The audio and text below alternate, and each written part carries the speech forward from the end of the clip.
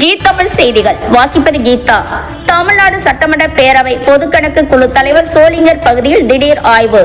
தமிழ்நாடு சட்டமன்ற பேரவை பொதுக்கணக்கு குழு தலைவரும் ஸ்ரீபெரும்புதூர் சட்டமன்ற உறுப்பினருமான செல்வ பெருந்தகை, தமிழ்நாடு சட்டமன்ற பேரவை குழு உறுப்பினர் போலூர் சட்டமன்ற உறுப்பினர் அக்ரி எஸ் கிருஷ்ணமூர்த்தி, சோளிங்கர் சட்டமன்ற உறுப்பினரும் மருத்துவ குழு உறுப்பினருமான AM முனிரத்தினம் திடீரென்று ராணிப்பேட்டை முழுவதும் ஆய்வு மேற்கொண்டனர்.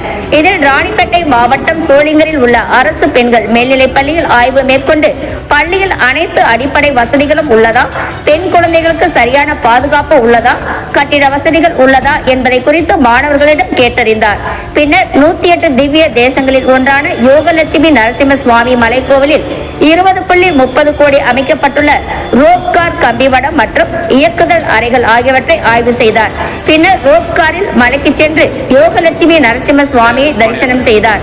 உடன் மாவட்ட ஆட்சியர் சந்திரகலா, ஊரக வளர்ச்சி முகமை திட்ட இயக்குனர் சரண்யா தேவி, அறநிலைத்துறை இணை ஆணையர் அனிதா, வட்டாட்சியர் செல்வி, நகராட்சி ஆணையர் நந்தினி, கோவில் உதவி ஆணையர் ராஜா, நகரமன்ற தலைவர் தமிழ்ச்செல்வி அசோகன், ஆய்வுக்குழு உறுப்பினர்கள், அரசு அலுவலர்கள் ஆகியோர் கலந்து கொண்டு ஆய்வு செய்தனர்.